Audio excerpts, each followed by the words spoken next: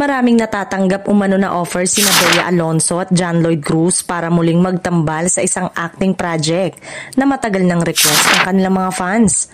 Halos lahat ng kanilang supporters at nagre-request sa Star Cinema at GMA Pictures na magkulab uli para naman sa reunion movie ng John Lloyd Bea Love Team.